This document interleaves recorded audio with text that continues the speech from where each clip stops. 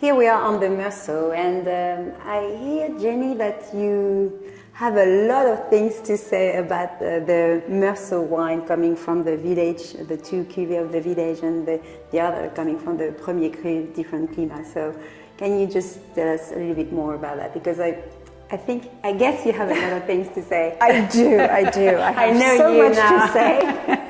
But first, before I say anything, I have to say first, congratulations. Thank you. I think if anyone tastes the group of Meursault here, from the village to all the Premier Crus, it is undoubtedly a huge success. That's when you know that you've got the timing right, that you have the understanding, and the reds are fantastic too this year. And I think a lot of people are going to be talking about the reds, how juicy they are, the color, the character, the personality of the wines are really quite generous and friendly. So I think we can talk about the reds later, but the Meursault, this is our heart yes, for the definitely, wines. definitely. And you poured your heart into these, and we can see that from the village, it's really just a spectrum of a different terroir expression. Yes. There's no bad Meursault. There's no weak Meursault. It's a matter of what your taste is and whether you like the more restraint, the more linear, more detailed, more precise, or you want something like the two Meursault charms. Yes, completely transporting. Exactly. You have more weight, you have more generosity, and it's a totally different characteristic. But it's hard to even compare.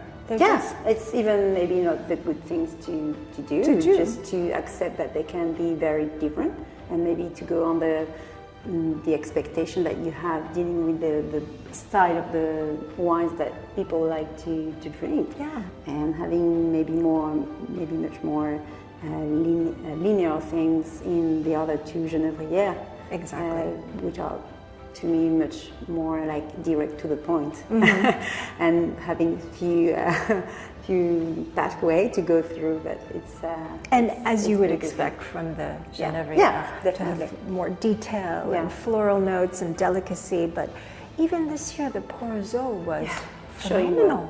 Really showing. I think all is inside.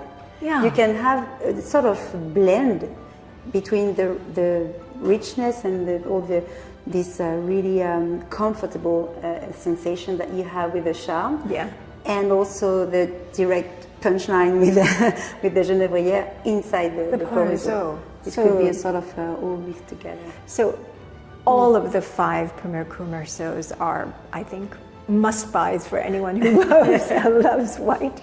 But if you were to pick anything that surprised you this year, is there anything that... To be honest, I would like not to forget the village.